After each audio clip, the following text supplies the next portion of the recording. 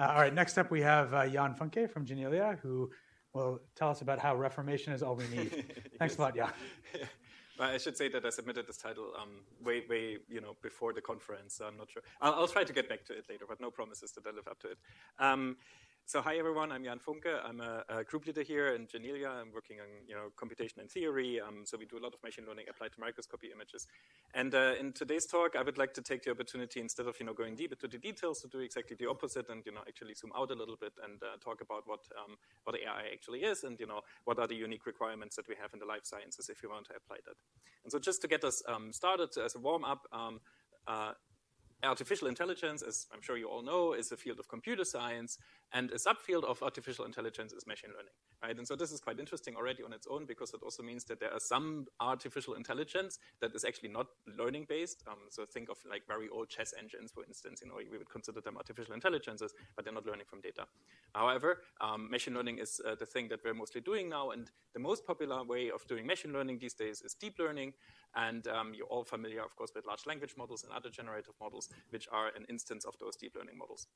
And so now things got a little bit messy when large language models got very popular, because then the public started calling large language models AI, which technically is not wrong, right? It is part of AI. It's just a little bit imprecise. But to make things worse, since then we call all sorts of things AI that are in here, which again is not wrong, but it's missing a little bit of the nuance that we have in the field. There's just so many things that are happening in machine learning, in deep learning, and so on, that at some point it's really hard to understand what exactly do we mean when we talk about AI.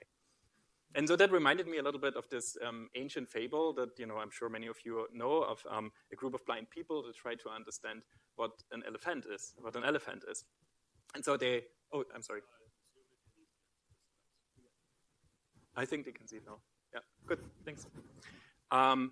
So there's this ancient fable of the elephant and a group of blind people, and they try to figure out what the elephant actually is. But every one of the people is only touching a part of the elephant. Right? One of them is touching the trunk and thinks, oh, it's more like a snake, and someone else goes to one of the legs and thinks, oh, it's more like a tree, right? And another one goes to the ear and thinks this looks more like a fan, and so on it goes.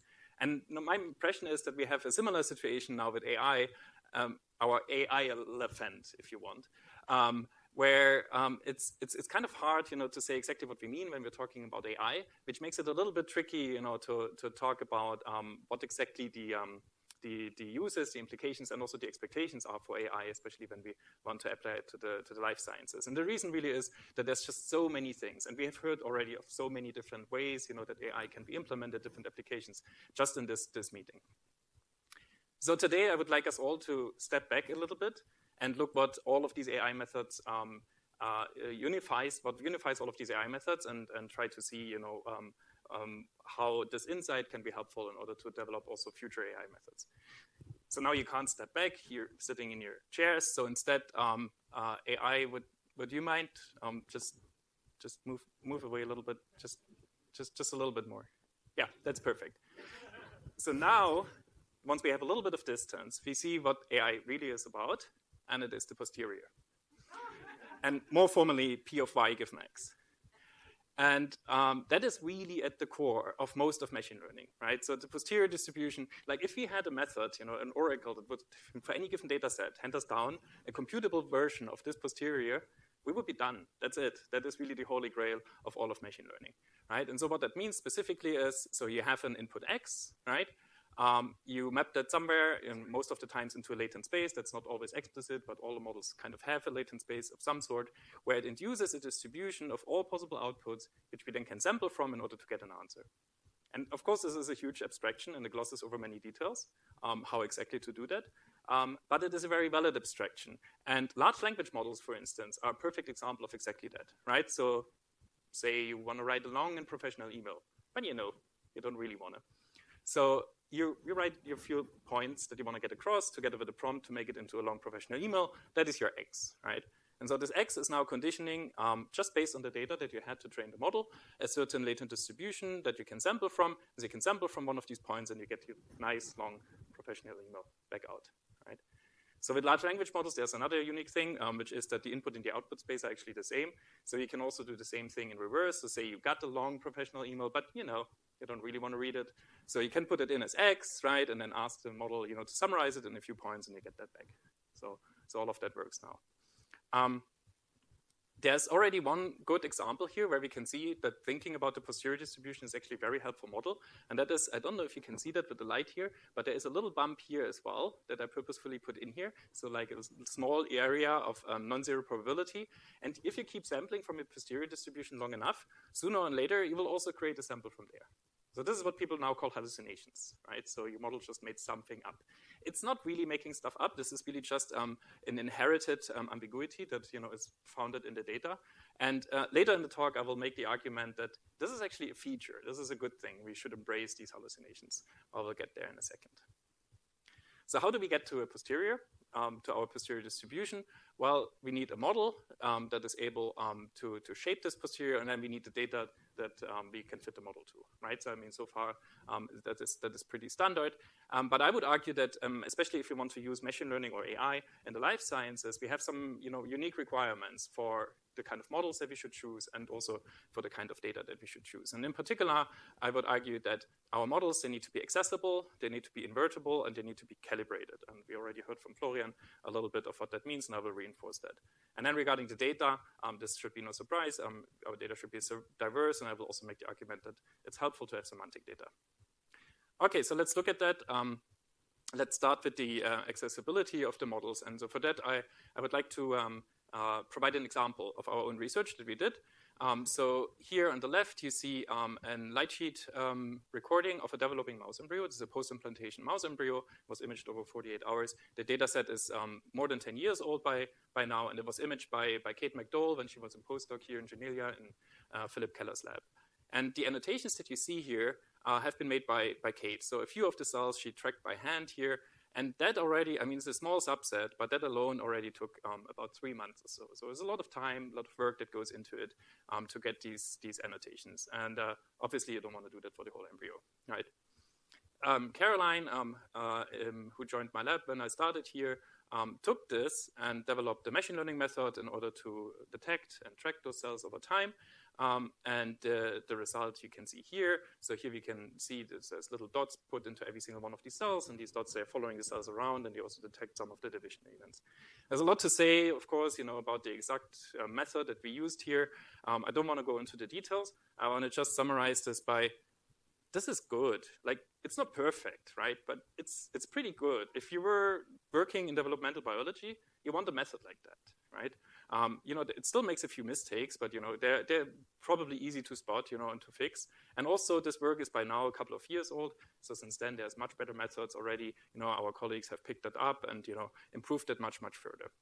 So this is really great. And so there's some really great news here. It's like lifestyle tracking is solved.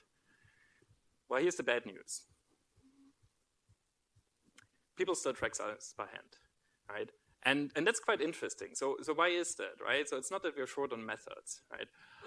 The reason is that we don't have an easy way to access those models just yet, right? And so this is one of the big differences. If you feel inspired very much, by the success of large language models, that's kind of easy. The interface is text, right? We all know how to do that, right? But if you go to the life sciences with all our, very diverse data sets and different ways to interact with our data, the challenge is much, much higher.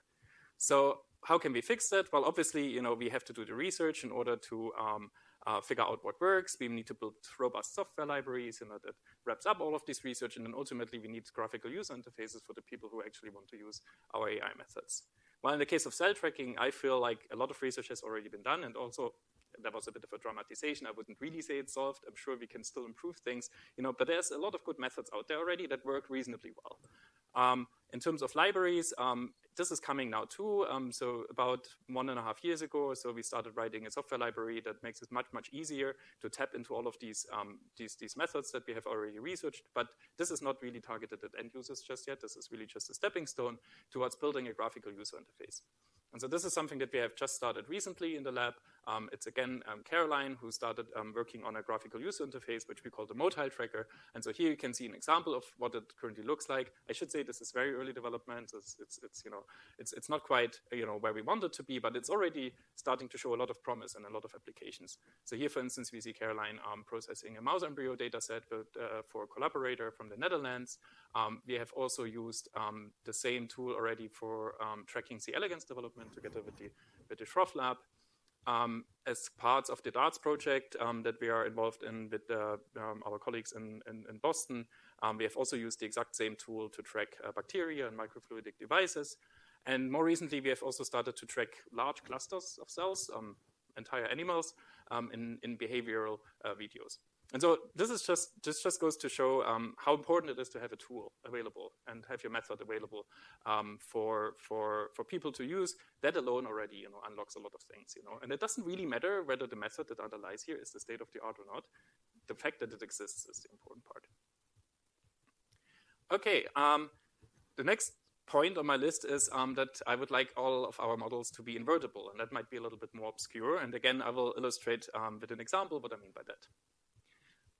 What you see here are 3D cubes cropped around synapses in the first complete Drosophila electron microscopy brain. So a couple of years ago, the first adult fly brain was imaged here in Janelia using zero-section transmission electron microscopy. So this data set became very popular last summer or so when the Flywire project published the first complete connectome of a fruit fly. That is exactly the data set that underlies those efforts. Right? And what we see here are 4 synapses from this volume, and we just happen to know what neurotransmitter those synapses are releasing. And we know that because the fruit fly is very stereotypical, so you can do immunohistochemistry experiments in one individual and then map that back to another one. You can't do it for all the synapses or for all the neurons, but for a small subset we can do that, and for those we know. So now one of those 4 expresses a different neurotransmitter type than the other 3. So one of them expresses GABA, and all the other ones express glutamate. And the point I'm trying to make here with the slide is that there's nothing obvious, that stands out. Like, if I asked you which one you think is different from the other 3, then my prediction would be that 25% of you will have the right answer. So I'm not going to do that. I'm just going to reveal that. So it's the first one. This one is a GABAergic synapse. All the other ones are glutamatergic. But the point is that there's nothing really obvious that stands out here. And so for the longest time, we believed that there is just no signature. We can't just see by the electron microscopy image of a synapse which neurotransmitter it's expressing. But, we had the data, right? So we had these synapses, and we had, for a small subset of them, we did have the annotations. And so it was tempting to try it out. And a couple of years ago, this is exactly what we did. So we came up with the idea that, well, why don't we take this 3D volume and have a network, a neural network that classifies that into not just these 2, GABA and glutamate, but also acetylcholine, serotonin, octopamine, and dopamine altogether. And there was no reason to believe that this would work, but we had a high school intern this summer, Michelle Du, who was interested in learning how to do classification, and so we figured out that might be a nice task for her to do. So we set up a training and a testing data set. So she trained the first network on it, and then a couple of days later, she came back with this confusion matrix where she plotted, if the synapse is indeed GABAergic, how many % of the time does the network give you the right answer? And as you can see, the results were pretty good, surprisingly good, right? So good that we, had doubts whether this is actually real. We checked everything we could, and the numbers held up. And so these are the accuracies that you get for predicting the neurotransmitter identity of a single synapse. We do assume that all the synapses that belong to one neuron share or express the same neurotransmitter. So what we can do now is we can also ask, for the prediction for a given neuron by basically pooling all of these answers together, get a consensus vote, and then the numbers go even higher up. Although I will point out that you should take those very much with a grain of salt, because in some cases, like for serotonin, we had only a single neuron in the testing data set. This is how little ground truth we had, right? So we got this one right, but that doesn't mean that, we get serotonin right in 100% of the cases, right? Very low samples here. But anyway, so the bottom line is, so this method seemed to work. My neuroscientist colleagues were very excited about it, and they wanted to immediately run with it. And we were like, this is great. We don't have to do immunohistochemistry any longer. We can just ask this network, and it gives us the prediction for it. But we felt a little uneasy about that because we didn't understand what's going on. Right, we don't know what the network is looking at. We don't know what features it's using and how it comes to its answer. And well, I'm going to cut a very long story short here. So we looked into a bunch of different ways in order to try to understand what is happening. And at the end, we figured, well, we could ask the question, why are all of these images here images of GABAergic synapses? But we realized that this doesn't even give us the answer that we're looking for. Instead, we should ask a different question. We should ask the question, what is the difference between two different types of synapse images with different neurotransmitters? And so once we approached it from this angle, we started to get some answers. And so here I present the method that we ended up using. So this method, the initial version of it was done by Niels Eckstein, a PhD student in the lab, and has now been much, much further developed by Diane, a postdoc in the lab. And so the method works as follows. So you start with an image of, in this case, a synapse. Let's say it's GABAergic. And here we see the classifier score, by the way. So here we see that the classifier is fairly convinced that this is a GABAergic synapse. And then we do something that is very similar to a style transfer, if you have heard about that. So we have a network that takes this image and tries to make minimum adjustments in order to get an image of a different class. And so here we can see that this is successful. Our classifier is now convinced that this is octopamine. And I should point out that, GABA octopamine I picked here on purpose because there is actually a big visual difference. We will later see also an example where this is not so super obvious.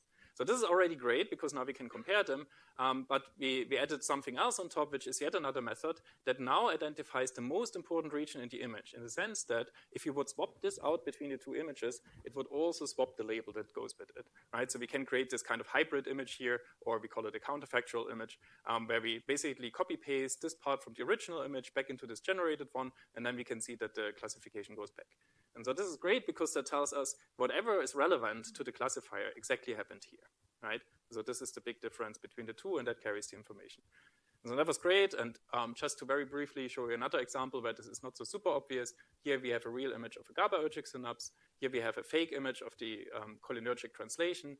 Now our mask method tells us this is the area we should look at, and if you stare at this long enough and also at all the other examples, you'll realize that yes, indeed, the cleft, the synaptic cleft here got a little bit brighter, right? And this is something that would be extremely hard to spot if you just looked at the raw data. So this method really helps you here in this case to highlight these differences, even if they are very subtle, and you would completely miss them if you would just browse these data sets.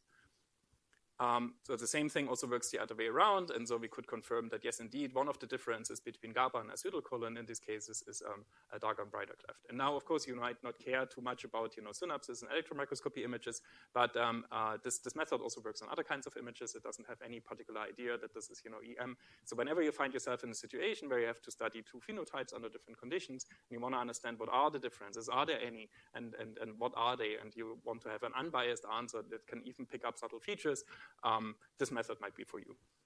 We have a preprint out now about that where we also show how it works on different data. So coming back to the theme here, to the posterior distribution. So what this basically means is that we found a way to invert our model, right? So say we start with our input image that induces a posterior distribution, that directly gives us, the class, the opinion about which class this image belongs to. Well, now we are able to perform basically an intervention and use the class label itself as a conditioning variable now to change this posterior distribution and then sample from that in order to get an answer here. And this is really good for at least two reasons. So one of them is, we can gain more confidence in our models by just verifying that they're looking at the things that they should be looking at and not some confounder that somehow snuck into our data set. And the other thing is, well, it does allow us to generate hypotheses, right? So because now we can perform all of these interventions, we can ask what would have changed if I knocked out that gene, for instance, right? So these kind of things are possible now. All right. This point has already been made excellently by Florian, but I think it's a super, super important point, and so I'm going to reiterate a little bit on that. What do we mean by calibrated posteriors? So if we agree that the posterior distribution is the thing that we are trying to get at, then it really also depends very much on how we exactly model this posterior distribution and how we sample from it. And Florian already gave an example in his talk, and I'm actually going to go back to another example from his line of work that he skipped over in his talk, which is the hierarchical diversity denoising that they did. And the point that we're making here is that whenever you have something that resembles an inverse problem, right? So you have some incomplete, or noisy measurement, and you try to infer another variable from it, then we can basically think of this as an inverse problem, which also means there's many possible solutions. In those scenarios, you don't want a posterior distribution that looks something like this, right? So this is basically the care version that Florian was just talking about, where you have just a single mode, very narrow, and you might not even sample from it, but just take the mean, and then you get one image that might look convincing and nice, but it doesn't tell you the whole story, right? Instead, what we should really be focusing on is to get these calibrated posteriors that really, from the data it was trained on, has really learned, all the different modes of your distribution that you can now sample from in order to get the many different plausible solutions. And yes, that also means that every once in a while we will sample from an area in our latent space or from our posterior. That is extremely unlikely, right? And we get something like this, something that we would have called a hallucination if it would have happened to a large language model. I would argue this is exactly what you want. This is a plausible explanation of your data. This is according to the data that you trained your model on. This is a completely valid answer. The question is, how likely is it? Right? We shouldn't try to avoid them. We should just try to put numbers to it, right? And if this happens only in 5% of the cases, then this might be fine, right? And generally, you should really be asking for models that you can sample from, that you can get many different answers, especially when it comes to solving inverse problems. Because ultimately, what are we going to do with those images, right? There's always some downstream analysis that you're going to do, right? And if you do that, then you probably want error bars, you want confidence intervals. And the only way to get that from your machine learning model is to have well-calibrated posteriors that you can sample from. Okay, there's more to say about data, but I'm already running over time, so I think this is also probably not too surprising, and we touched on that already. Diversity is super important. To paraphrase what Aviv said in the first keynote on Sunday night, yes, at some point, quantity can become quality, but I think there is an important undertext here, and that is you have to have diverse quantity, right? So if I just keep sampling, creating data to train on with the same biases as before, then of course nothing exciting will be happening, right?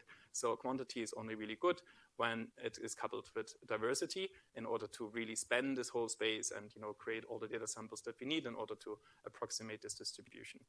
And the other point that I would like to make is that data should be semantic. It doesn't have to be. There's a lot of cool things that you can do with unsupervised learning.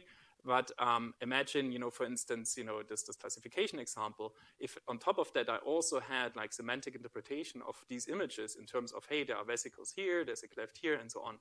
Just imagine how much that would open up in terms of interrogating the system later on, right? Where your counterfactuals don't have to just live in the pixel space, but your counterfactuals could give you explanations like, oh, the number of vesicles got less, right? That would be great. Like your model can talk about it, but it can only talk about it if it was part of the training data, which, is a point in case to have semantic annotations there as well.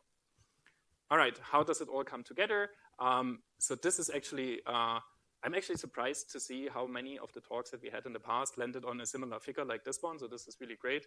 So I have my own version of that. Florian has his own version of that, and many other people too.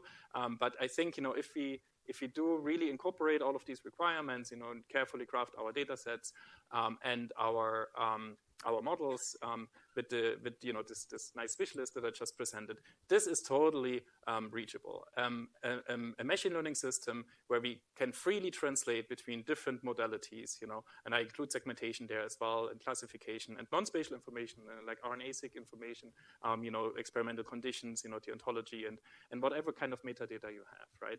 But it will be very, very important. So here's an example of what that would look like, right? So we could, imagine that we plug in one image, right? We condition the whole system on one image and then read out all of the other modalities here. But one of the things that is super, super important in this context is the calibration of the posterior, because not everything will be immediately obvious just by looking at a single image. I will not be able to get the complete RNA-seq profile, from a single electron microscopy image, right? And so in this case, we really need to be able to let the model tell us, I don't know, right? And even better, give us a distribution over the things that you think you know, right? So that's the pitch for the calibrated posterior. All right. Since I'm a little bit over time, I'm going to skip the big summary. So my call for action is we need curated and annotated data sets, and we need invertible and calibrated models. With that, thank you very much for your attention, and thanks, my lab.